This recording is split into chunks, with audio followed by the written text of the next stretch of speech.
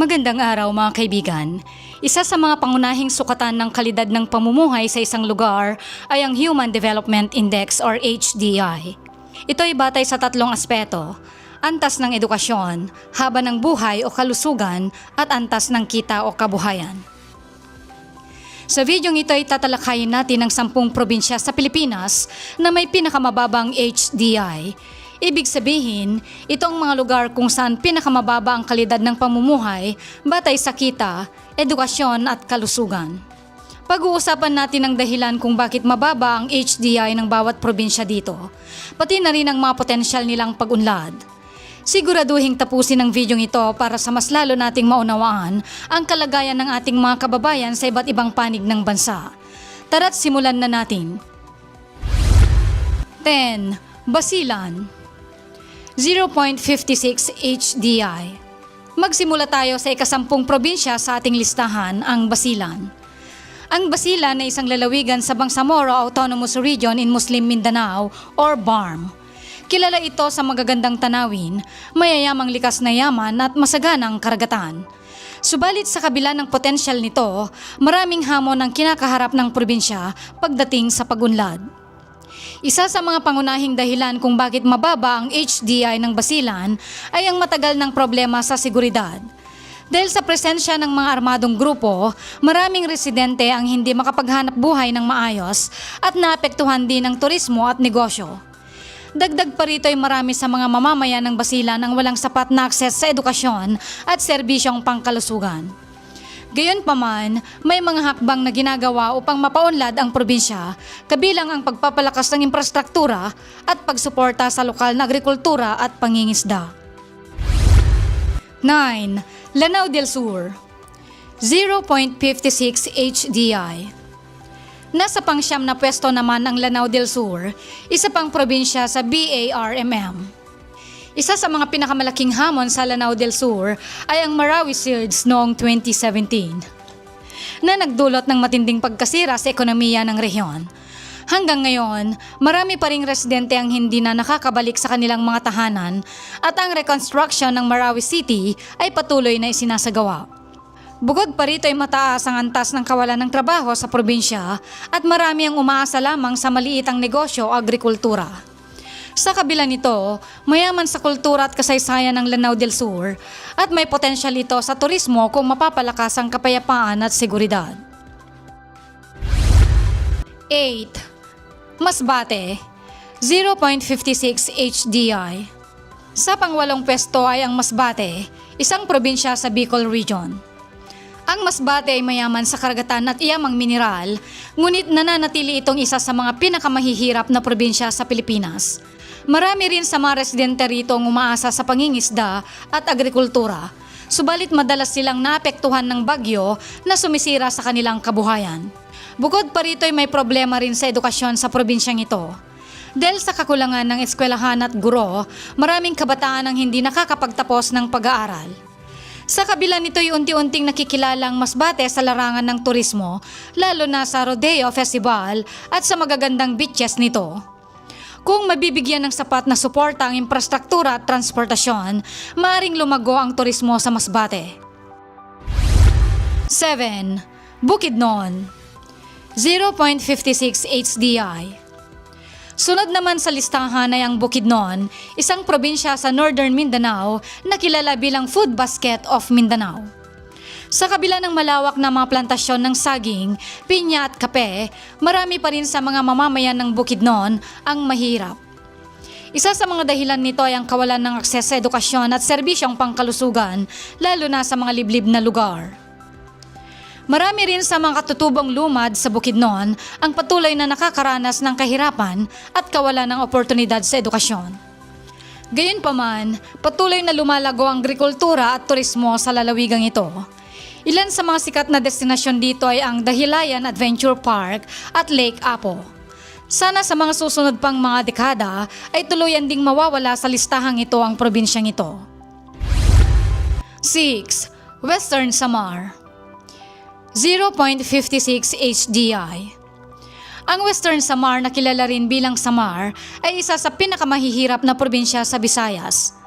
Dahil sa lokasyon nito, madalas itong tinatamaan ng malalakas na bagyo tulad ng bagyong Yolanda noong 2013 na nagdulot ng matinding pinsala sa ekonomiya ng rehiyon. Maraming residente ang umaasa sa pagsasaka at pangingisda, ngunit dahil sa limitadong infrastruktura at kakulangan ng suportang pangkabuhayan, maraming pamilya ang nananatiling mahirap.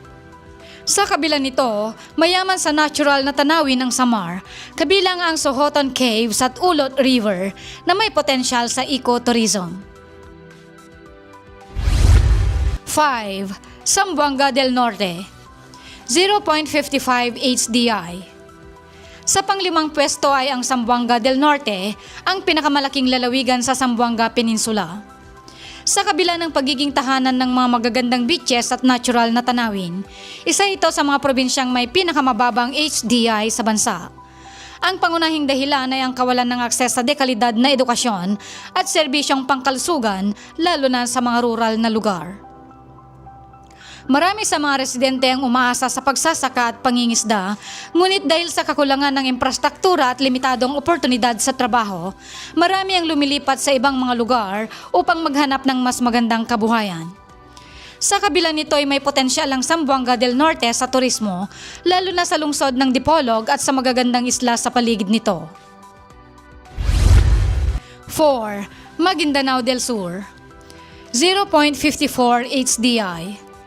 Ang ikaapat sa listahan ay ang Maguindanao del Sur, isang probinsya sa BARMM. Matagal nang nahaharap sa mga hidwaang panrelihiyon at pampolitika ang rehiyon na nagdudulot ng kawalan ng kapanatagan at pagbagal ng pag-unlad.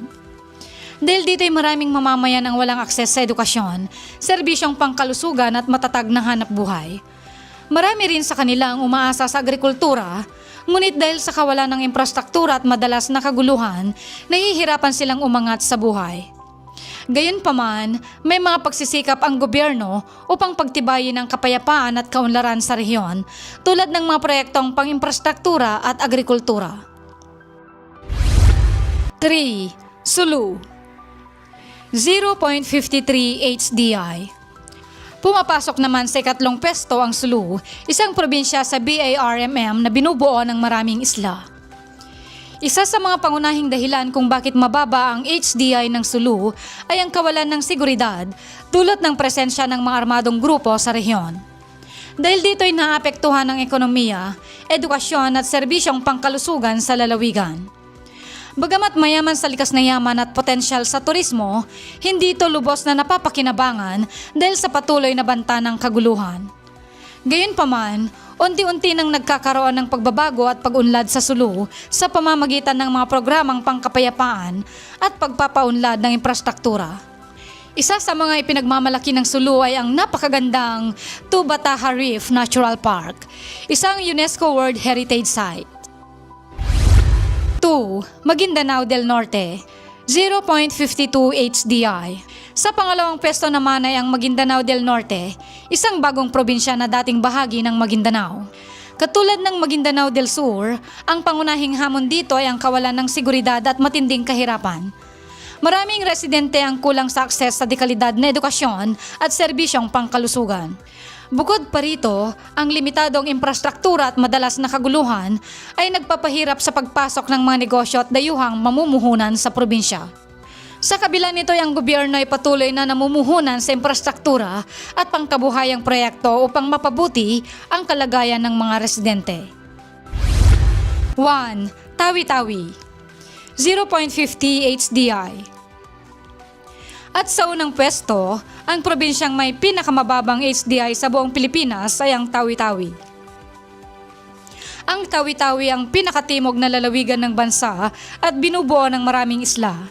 Bagamat mayaman sa likas na yaman at may magagandang tanawin, nahaharap ito sa maraming hamon. Isa sa mga pangunahing dahilan ng mababang HDI dito ay ang limitadong akses sa edukasyon, serbisyong pangkalusugan at infrastruktura. Dahil sa malalayong isla at kakulangan sa transportasyon, mahirap para sa mga maraming residente na makakuha ng sapat na serbisyo mula sa gobyerno.